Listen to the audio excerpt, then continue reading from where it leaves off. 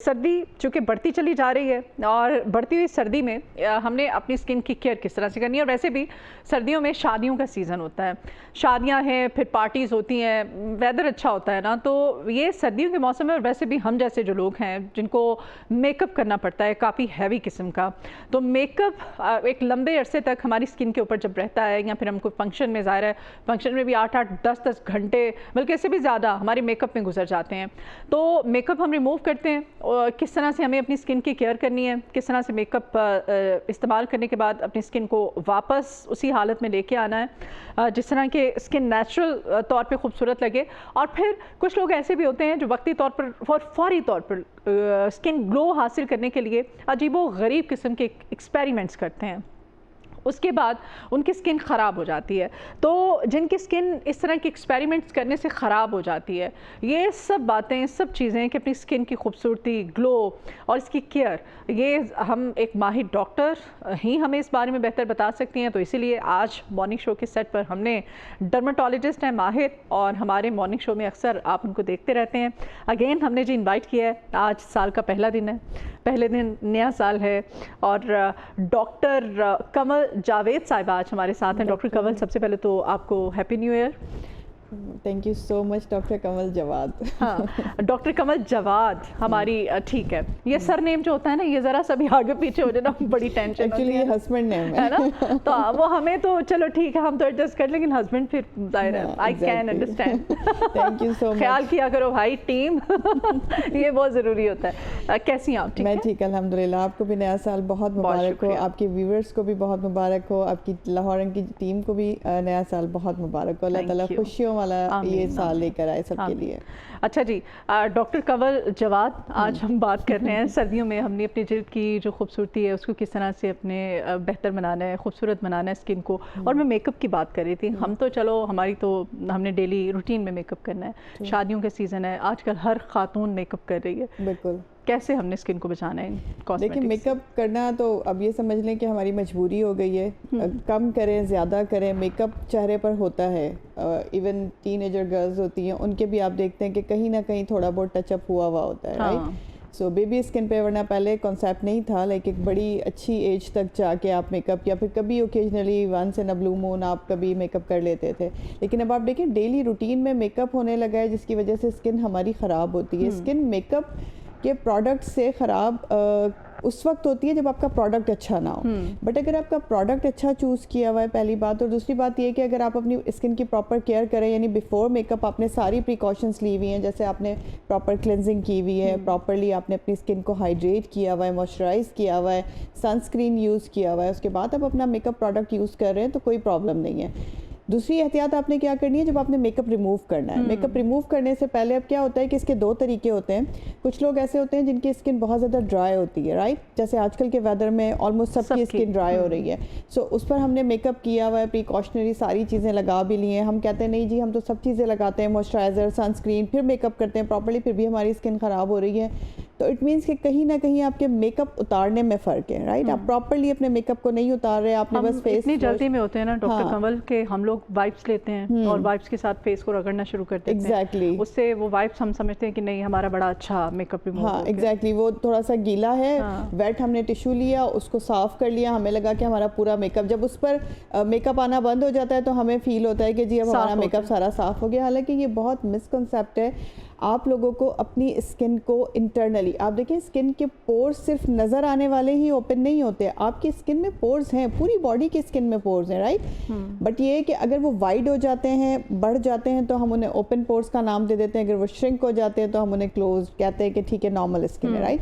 अब उस पे से आपने ऊपर सुपरफिशियली तो अपनी स्किन को साफ कर लिया, लेकिन उन पोर्स के अंदर जो मेकअप चला गया है वो आपकी स्किन के लिए कितना डेंजरस है। और अगर आप डेली बेस पे मेकअप कर रहे हैं तो डेफिनेटली वो डेली जमा होता रहेगा। अब वो जब जमा हो रहा है तो वो आपकी स्किन को क्लॉग कर देगा, बंद कर देगा। सही, आपकी स्किन पर पिगमेंटेशन भी हो सकती है, उसकी वजह से आपकी स्किन पर दाने भी हो सकते हैं, आपकी skin black heads, white heads भी हो सकते हैं। इवन कुछ लोग ऐसे होते हैं जिन्हें कुछ अरसे के बाद आपकी स्किन पर मेकअप ठहरना बंद हो जाता है, लिटरली आपको फील होता है कि ड्राइनेस के पैचेस पड़ रहे हैं। सही है, तो आपने करना क्या है, अगर आपकी स्किन ड्राई है तो आपने डबल क्लिनजिंग करनी है।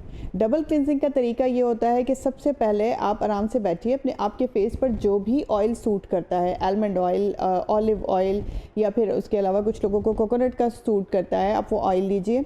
उसके साथ आप जो मेकअप रिमूविंग वाले पैड्स होते हैं वो नहीं है अगर, तो टिश्यू ले सकते हैं आप, अपने फेस पे वो ऑयल लगाइए। बेबी ऑयल भी ठीक है इसमें, baby oil is also good, आप वो भी यूज़ कर सकते हैं। टोटली डिपेंड्स कि आपको सूट कौन सा ऑयल करता है। सही है, आप उसे यूज़ करें अपने फेस के ऊपर, जितना भी आपका मेकअप है उसके ऊपर आप वो ऑयल सारा लगा लें, ठीक है। अच्छे से लगा के फिर आप वो टिश्यू पेपर के थ्रू, लेकिन टिश्यू पेपर सॉफ्ट वाला होना चाहिए, वो जो एक आजकल हार्ड से आ रहे हैं वो ना हो। हाँ, वो ना हो वो, या जो हैंड टॉवल होते हैं वो भी ज़रा सख्त होते हैं, हाँ। वो भी यूज़ नहीं करने चाहिए।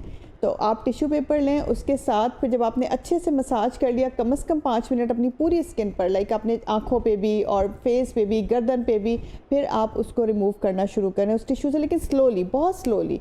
और जब आपको लगे कि ठीक है अब मैंने अच्छे से इसको रिमूव कर लिया, उसके बाद आप उसे वॉश कर लें अपने फेवरेट क्लेंजर से। ड्राई स्किन अगर आपकी है तो कोई भी ऐसा क्लेंजर यूज़ करें जो सॉफ्ट हो, जिसमें मॉइस्चराइज़र या सेरामाइड मौजूद हो, ताकि वो आपकी स्किन को इरिटेट ना करे, क्योंकि आपने मसाज किया है अच्छे से।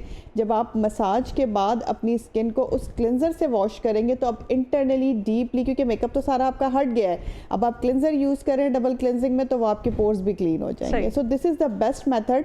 क्लीन करने के बाद फिर आपने मॉइस्चराइज़र अप्लाई करना है, ठीक है, और फिर अपनी नाइट क्रीम अप्लाई करें। बट नाइट क्रीम से मुतालिक मेरा वो मकसद नहीं है कि आप वो जो फॉर्मूला क्रीम से वो यूज़ करें, जो भी सॉफ्ट सी आप यूज़ करते हैं नाइट क्रीम वो यूज़ कीजिए, दैट्स इट, आपकी स्किन बिल्कुल प्रोटेक्ट रहेगी। ठीक है, ये तो हो गया मेकअप के बाद, हमने मेकअप रिमूव कैसे करना है, उसकी केयर कैसे करनी है। अच्छा, ये सर्दियों में हमारी जिल्द जो है ड्राइनेस की कुछ बात कर लेते हैं, इसमें नमी कम क्यों हो जाती है और साइंसी तौर पर इसकी क्या रीज़न है? देखिए, मेडिकली इसका रीज़न ये होता है कि जब भी वेदर विंटर का होता है तो विंटर में आपने देखा है कि एटमॉस्फेरिक जो हवा होती है वो कम हो जाती है, उसमें मॉइस्चराइजेशन कम होकर ड्राइनेस शामिल हो जाती है, ठीक है। एक आपको जो एटमॉस्फेरिक मिल रही है विंड वो ड्राई है, प्लस आपकी अपनी बॉडी का जो इंटरनली हाइड्रेशन लेवल है वो बहुत, आप देखिए जितना मर्जी कोशिश कर लें आप 1 लीटर पानी को भी मुश्किल से पहुंच पाते हैं, पीने वाले पानी की मैं बात कर रही हूँ। सो इंटरनली जब आपकी स्किन हाइड्रेट नहीं है, इंटरनली आपकी बॉडी हाइड्रेट नहीं है, नंबर 1 तो वो कॉज हो गया। नंबर 2, जब आप वेदर को फेस कर रहे हैं, आप बाहर निकल रहे हैं, इवन आप अपने ऑफिस में बैठे हैं, कहीं भी हीटर्स हर जगह ऑन है, आपने देखा है कि हर जगह कोशिश किया जा रहा है टेम्परेचर मेंटेन करने के लिए, या तो वो जो हमारे इन्वर्टर्स होते हैं वो ऑन किए हुए हैं, या फिर किसी ने वैसे हीटर्स लगाए हुए हैं चारों तरफ, उसकी वजह से जो सराउंडिंग है वो आपकी सारी ड्राई हो रही है, उसमें से जितना भी मॉइस्चराइजेशन है वो ख़त्म हो रहा है। अब उसकी वजह से अल्टीमेटली आपको जो बाहर वाली हवा है वो भी ड्राई ही मिल रही है, ठीक है। आप ठंडी हवा को फेस करके आते हैं, आप किसी भी गर्म जगह पर पहुंचते हैं, अपने ऑफिस में, अपनी यूनिवर्सिटी में, स्कूल में, या किसी भी जगह पे, वो आपको हीटर के सामने वो आपकी स्किन को ड्राई कर देती है। अब जब इन दोनों चीज़ों का कॉम्बिनेशन होता है जिसमें आपको इंटरनली तो आप डिहाइड्रेटेड हैं ही, और बाहर से भी आपको ऐसी हवा मिल रही है, ऐसा वेदर मिल रहा है कि वो आपकी स्किन को मजीद ड्राई कर देता है, तो ये सब मिला के डैमेज का सबब बनता है फाइनली। अब आप जितना मर्जी मॉइस्चराइजेशन लगा रहे हैं भर भर के, आप कह रहे हैं कि मैं मॉइस्चराइजेशन तो प्रॉपरली करती हूँ लेकिन मेरी स्किन उसके बावजूद भी ड्राई रहती है। क्यों? क्योंकि मॉइस्चराइजेशन समहाउ सुपरफिशियली आपकी स्किन को हाइड्रेट ज़रूर कर रही है, बट जो इंटरनल डेफिसिट है या जो बाहर से आने वाली हवा है वो प्रॉपरली उसका मुकाबला नहीं कर रही है। तो आसान सा तरीका ये है कि कोशिश करें जितना ज़्यादा हो सादा पानी का इस्तेमाल रखें, ठीक है। अगर आपसे मतलब ज़रूरी नहीं है कि आप उसको ठंडा पिएं, आप उसे नीम गर्म करके पी सकते हैं। आप उसे अगर दिन में 2 से 3 कप ग्रीन टी पी लेते हैं तो वो भी आपके लिए बहुत अच्छी है। Green tea is very good. Green tea का तो कहते हैं ना कि ड्राई होती है। देखिए, ग्रीन टी पीने से एक्चुअली अगर आप बहुत ज़्यादा एक्सेस में पी रहे हैं ग्रीन टी तो आपके लिए नुकसानदायक है, ठीक है। अदरवाइज़ मैंने टू बी वेरी ऑनेस्ट ऐसी कोई स्टडी नहीं देखी कि अगर आप बहुत ज़्यादा ग्रीन टी पी रहे हैं तो उससे आपको ड्राइनेस हो जाएगी या उससे आपको कोई इंटरनली कोई डेफिसिट हो रहा है। आपका ग्रीन टी पीने के फ़ायदे ही हैं।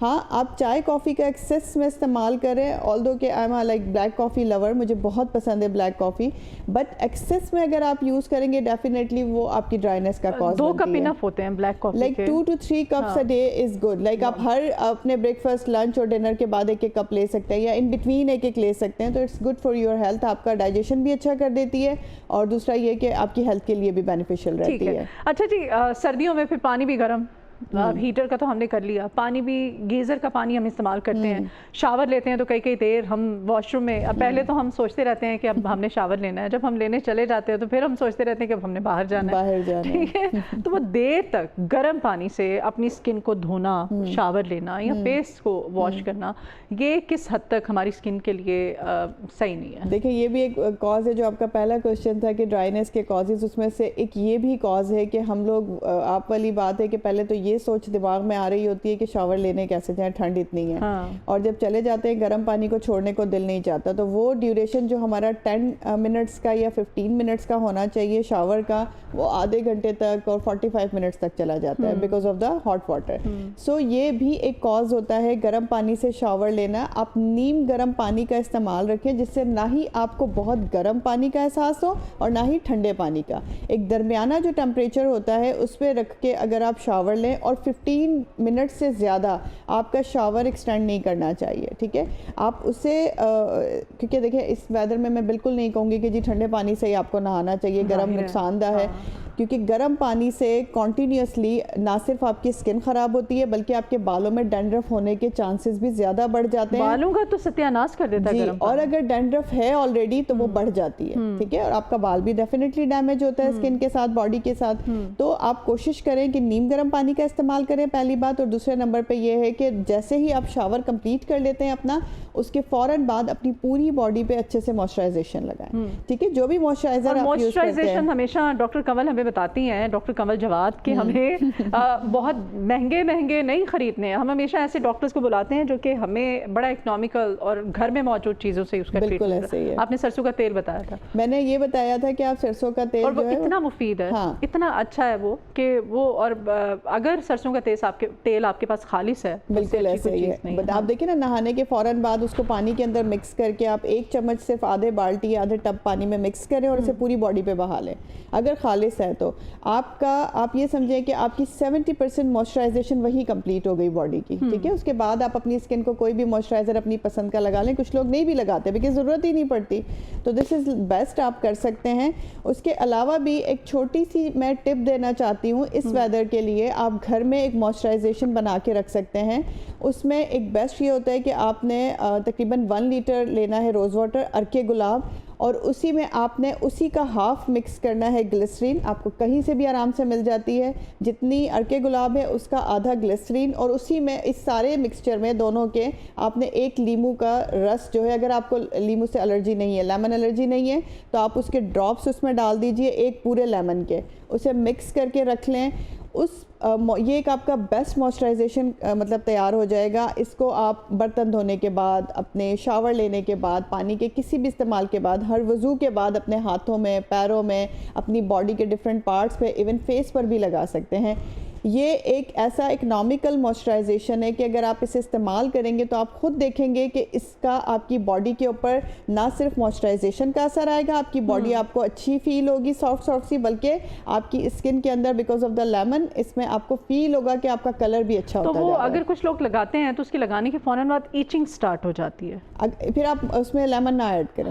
अगर आप नींबू नहीं डालेंगे उसके ड्रॉप्स में, अगर आपको ऐसा कोई प्रॉब्लम है, आपको पता है कि आपको इस तरह का कोई मसला है, तो आप उसमें लेमन ऐड ना करें, आप उसको सिर्फ रोज वाटर और ग्लिसरीन से बनाएं, and this is the like best solution. इसको आप स्प्रे फॉर्म में भी, जो स्प्रे बॉटल होती है उसमें डाल के रखें, और अपने फेस पे स्प्रे भी कर सकते हैं। अच्छा डॉक्टर कंवल, सर्द मौसम में लिप बाम और मॉइस्चराइजर के अज्जा कौन से होने चाहिए, किन चीज़ों का इन दोनों चीज में होना बहुत ज़रूरी है? देखिए इसमें सबसे ज़्यादा जो अच्छी चीज़ आपके लिए होती है ना, उसमें सेरामाइड होना चाहिए, ठीक है। सेरामाइड में क्या होता है कि वो आपको एक अच्छी मॉइस्चराइजेशन भी देती है, वो आपकी स्किन को सूदन इफेक्ट भी देती है, प्लस अगर कोई कट डैमेज है, जैसे वाइट पेट्रोलियम जेली हमारे पास इजीली हर उस पर अवेलेबल होती है शॉप पर, वाइट पेट्रोलियम जेली हो, येलो पेट्रोलियम, मैं वैसे वाइट को ज़्यादा प्रेफर करती हूँ, उसमें बटर होता है, सो बटर की वजह से आपकी स्किन पे अगर कोई क्रैक्स भी हैं तो वो भी हील अप हो जाते हैं। सो आप सेरामाइड पेस्ट देखिए, आप देखिए ईजीली कुछ नहीं समझ आ रहा, किसी भी अच्छी शॉप पर जाइए, आप वाइट पेट्रोलियम जेली लीजिए और उसे डेली अपने लिप्स पर लगा कर सो जाइए, ठीक है।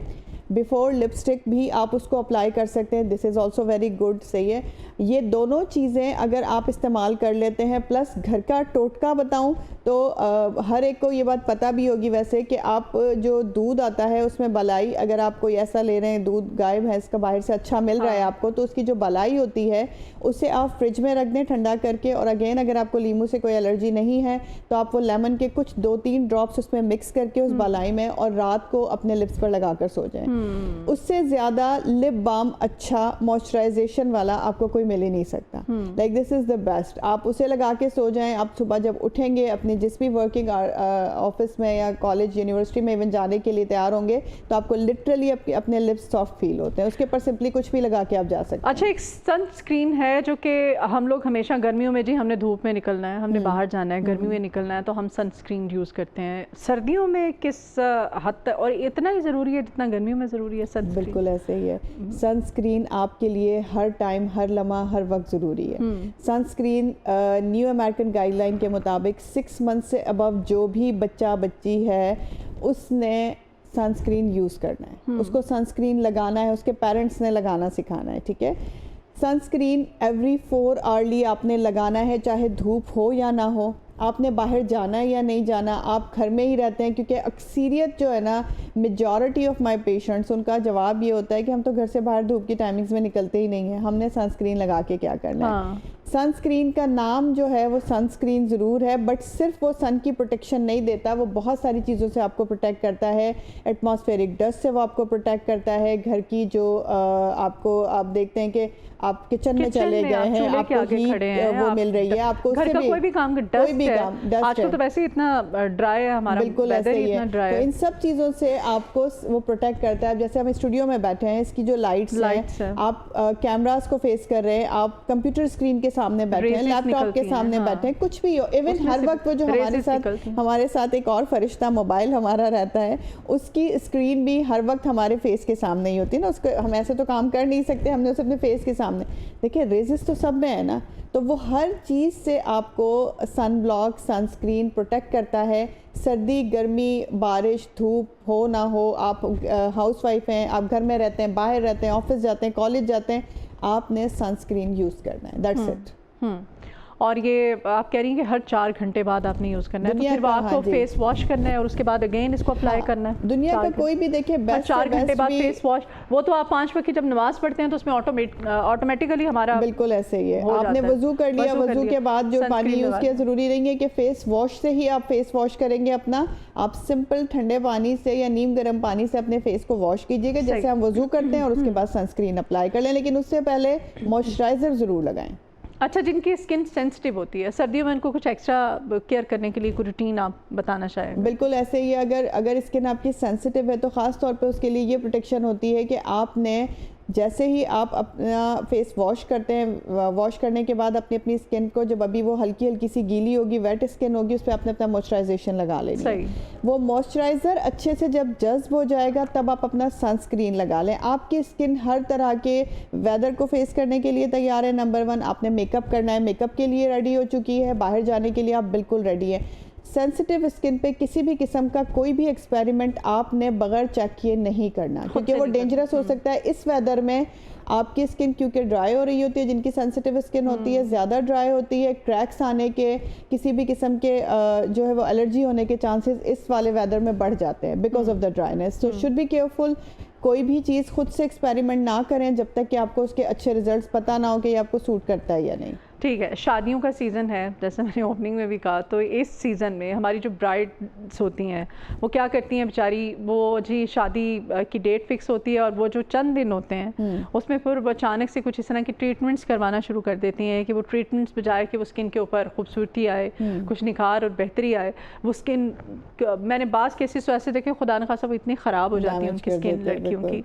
तो ये जो स्किन केयर का जो प्लान है, जिन बच्चियों की शादी होनी है, जिन लड़कियों की, उनको कब इसको स्टार्ट कर देना चाहिए? देखिए, हमेशा आपको ये चीज़ याद रखनी चाहिए कि मेडिकेटेड कोई भी ट्रीटमेंट जब आप लेना शुरू करते हैं ना, तो उसमें अगर आपको एक्नी है, मेलाज़मा है, पिगमेंटेशन है, इस तरह का कोई भी मसला है, स्किन सेंसिटिविटी का इशू है, या फिर आप अपनी स्किन की रिजुविनेशन के लिए कोई भी ट्रीटमेंट लेना चाह रहे हैं जो कि एस्थेटिक से ताल्लुक़ रखता है, डर्मेटोलॉजी से ताल्लुक़ रखता है, तो कम से कम 3 से 4 महीने पहले आपने अपने डॉक्टर को कंसल्ट करना है। वो आपको उसके अकॉर्डिंगली बताएंगे कि आपके लिए इस ट्रीटमेंट का इतना टाइम रिक्वायर्ड है, ठीक है। लेकिन उसमें आपने प्लीज़ ये देखना है, वो जो डैमेज वाली बात आपने की कि आपका जो डॉक्टर है वो क्वालिफाइड है कि नहीं है, ठीक है। बिकॉज अगर आपने सिर्फ और सिर्फ ये देखा कि यहाँ डील्स अच्छी थी और कम पैसों में काम हो रहा था, भले डॉक्टर कोई हो भी ना हो, मैंने मिलना नहीं है उनसे, ज़रूरी नहीं है, मैंने सिर्फ अपना काम करवाना है, तो आप किसी नुकसान का शिकार हो सकते हैं, ठीक है। और अपने बड़े दिन पर, बिग इवेंट पर हर बंदा चाहता है कि वो बहुत अच्छा लगे,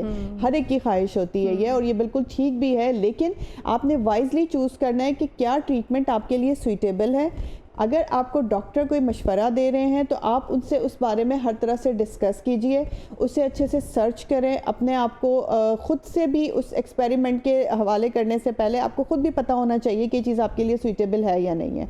तो 3 से 4 महीने पहले आपने कोई भी ट्रीटमेंट लेना शुरू करना है। ब्राइड टू बी हैं, उसके घर वालों में से कोई ट्रीटमेंट स्टार्ट करवाना चाहता है, ग्रूम टू बी हैं, तो आपने कम से कम 3 to 4 मंथ्स का गैप रखना है हर तरह की ट्रीटमेंट के लिए। और इवन ट्रीटमेंट नहीं भी चाहिए, आपकी स्किन को कोई मसला नहीं है, आप चाहते हैं कि जस्ट एक फ्रेश और अच्छा ग्लो आ जाए, आप चाहते हैं कि कोई स्किन के अंदर रिजुविनेशन हो जाए, हमारी स्किन अच्छी बूस्टर्स उसमें लग जाएं, तो इन सब के लिए भी कम से कम 3 to 4 मंथ्स होने चाहिए। क्योंकि वो कोई भी काम जो आप पहली दफ़ा करवाने जा रहे हैं उसके लिए आपको एक मरतबा ज़रूर पता होना चाहिए कि 3 से 4 महीने का गैप है, कि खुदा ना ख्वास्ता अगर कोई मिसहैप हो भी जाता है तो इस ड्यूरेशन में आपकी स्किन रिकवर की जा सके। हाँ, और तो ये बड़ा अच्छा बेस्ट वो है, बता रही हैं। हाँ। होता ऐसे ही है ना कि शादी की, अब जी पता है कल मायूं है, परसों मेहंदी है, तो वो लड़कियां फेशियल करवाने चली फेशियल भी करवा लेती हैं, और उसके अलावा कोई वो ब्लैक हेड्स वाइट हेड्स निकलवाया, स्किन पर कोई डैमेज हो गया, कोई वैक्स करवाई है, कोई ब्लीच करवाई, पॉलिशर करवाया, किसी से बर्न हो गया, और आजकल आपको पता है मेहंदी से बहुत ज़्यादा रिएक्शंस हो रहे हैं, बिल्कुल वो पेस्ट हो जाती है या फिर वो बर्न हो के ऐसे आपका हाथ हो जाता है जैसे इस पर कोई तेजाब गिरा है, मेहंदी हमेशा के लिए वो आपके पेस्ट हो जाती है आपकी स्किन के अंदर, सुपरफिशियल लेयर में आपको हर वक्त ही वो परमानेंट टैटूइंग बनी हुई हो जाती है। तो प्लीज एहतियात कीजिए, जल्दी के चक्करों में आप ऐसी मेहंदी का इंतखाब ना करें। मेहंदी में ऐसा कौन सा केमिकल वो डाल रहे हैं कि वो बाकायदा वो फिर उतरती, वो हमेशा के लिए उनके बेचारी? उसका रीज़न यही होता है कि जिस तरह का मटेरियल टैटूइंग के लिए इस्तेमाल किया जाता है, जिससे हमारी स्किन पर वो पेस्ट हो जाता है जल्दी और अच्छा कलर, क्योंकि हमारी क्या ख्वाहिश होती है मेहंदी लगी हो तो कलर अच्छा आना चाहिए। सो उस कलर अच्छे के चक्करों में टैटूइंग वाला मटेरियल उस मेहंदी के मिक्सचर में शामिल किया जाता है, और भी ऐसे हार्मफुल केमिकल शामिल किए जाते हैं जो उस वक्त एट द टाइम आपको कलर बड़ा अच्छा दे रहे होते हैं, लेकिन अगर उसने आपकी स्किन पर रिएक्ट कर दिया, जो कि मोस्ट ऑफ द केसेस आप देख रही हैं कि ऐसा हो रहा है, तो फिर वो आपकी हाथ पर पेस्ट हो जाता है, आपका वो इवेंट भी ख़राब होता है, बाद में भी शादी के बाद जो जितने भी इवेंट्स होते हैं वो सारे ख़राब हो जाते हैं। क्योंकि मैं, आप यकीन करें, अभी मैंने एक न्यूली वेड कपल था, उसको मैंने 7 महीने तक लड़की को ट्रीट किया है, 7 मंथ्स, और उनका मेहंदी का रिएक्शन था उनके हाथों और पैरों दोनों पर, और जिस वक्त वो मेरे पास आई थी उस पर इतने बड़े बड़े आंवले पड़े हुए थे, ऐसा लग रहा था जैसे इसके ऊपर तेजाब गिरा हो या वो जल कर आया हो, और वो सिर्फ मेहंदी थी और कुछ नहीं था। और उसकी ट्रीटमेंट के लिए उन्होंने कोई अपनी शादी के बाद की दावतें अटेंड नहीं की, वो कहीं नहीं, क्योंकि वो इतने हाथ जिसके ख़राब हों उसने कहाँ जाना है। आप सोचें, पाँव हाथ दोनों चीज़ें ऐसी हैं। वो इवन ऐसे स्लीपर पहन कर आई थी और उसमें भी वो तकलीफ में थी, जिस तरह से वो जो 2 पट्टी वाली चप्पलें होती हैं वो भी उन्हें तकलीफ दे रही थी। सो 7 मंथ्स की ट्रीटमेंट के बाद उनके हाथ पाँव निशान स्टिल मौजूद हैं, इस काबिल हो गए कि अब वो कम से कम अपने हाथों पैरों से सुकून से खाना खा सकती हैं, अपना काम कर सकती हैं। जी, और ये आपने एहतियात करनी है, ये इसीलिए आपकी अवेयरनेस के लिए बेसिकली ये सेगमेंट इस तरह के रखते हैं। फौरी ग्लो देने के लिए स्किन पे मुख्तलिफ किस्म के फेशियल्स आजकल मार्केट में आप तो ज़्यादा ही जानती होंगी, तरह तरह के, खासतौर पर ब्यूटी सैलून्स पे हाइड्रा फेशियल हो रहा है आजकल बड़ा, कि वो कोई एक्सपर्ट नहीं है, कोई होता है ना कि डर्मेटोलॉजिस्ट हो या ठीक है पढ़ा लिखा डॉक्टर डॉक्टर है या पढ़ी लिखी डॉक्टर है तो समझ में भी आता है कि भाई इसको पता होगा ये रिस्पॉन्सिबल है। अगर खुदा न खासा कोई खराबी होगी तो सही भी इन्होंने कर कोई प्रॉपर कॉस्मेटिक कंसल्टेंट ही हो जिसे ये पता होता है, क्योंकि बड़े अच्छे कॉस्मेटिक कंसल्टेंट्स होते हैं जो आपकी स्किन के मुताबिक आपको प्रोडक्ट्स बताते हैं। बट इस तरीके से सैलून्स पे जाके hydra, because hydra facial is not for the salon purpose, salon के लिए जो सैलून के ही सैलून पे ही हो रहा है, वही हो रहे हैं। क्यों हो रहे हैं मुझे समझ नहीं आता ये बात। आप लोगों के पास तो अपनी चीजें बड़ी अच्छी है ना, आप अपनी चीजों को इस्तेमाल कीजिए, क्योंकि उन्हीं से बड़ा अच्छा आप इंस्टेंट ग्लो दे देते हैं ना, जैसे पॉलिशर है, ब्लीच है, वो आप यूज करते हैं। बट हाइड्रा फेशियल ये जाने वालों को पता होना चाहिए सैलून्स पे कि हाइड्रा फेशियल बेसिकली एक मेडिकल ग्रेडेड फेशियल है, राइट।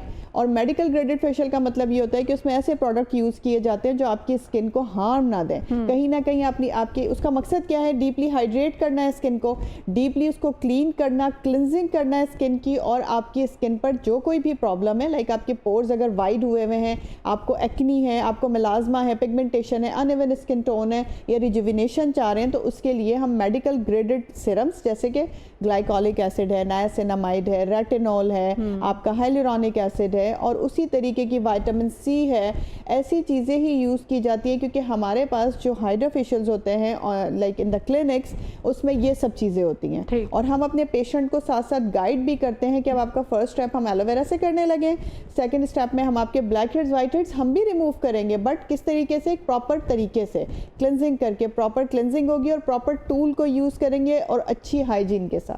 सो इन चीज़ों को आप ज़रूर देखा करें कि क्या ट्रीटमेंट किस जगह के लिए है। अब जैसे एक सेमी परमानेंट मेकअप आपने सुना होगा कि आया हुआ है बहुत ज़्यादा, तो वो हमारे लिए नहीं है। लाइक हम उसके लिए मैं नहीं करना चाहती उसको, right.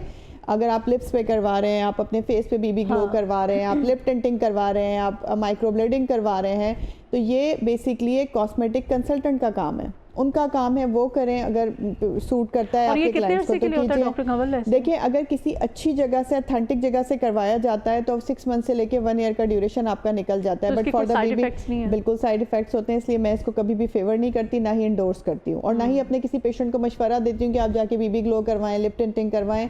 These treatments are not good for the long time because अगर आप बहुत लंबे अरसे तक अपने चेहरे पे फाउंडेशन पेस्ट करवा लेते हैं तो आप खुद समझ सकते हैं कि अभी तो हम बात कर रहे थे कि सुबह मेकअप करना है तो रात को अच्छे से उतारना है कि पोर्स में ना चला जाए, और आप एक मेकअप को इंडोर्स करवा रहे हैं, अपने पोर्स के अंदर दाखिल करवा रहे हैं, तो फिर आप सोचें कि वो आपकी स्किन को कैसे छोड़ेगा, वो आपकी स्किन को कहाँ से और कैसे नहीं डैमेज करेगा।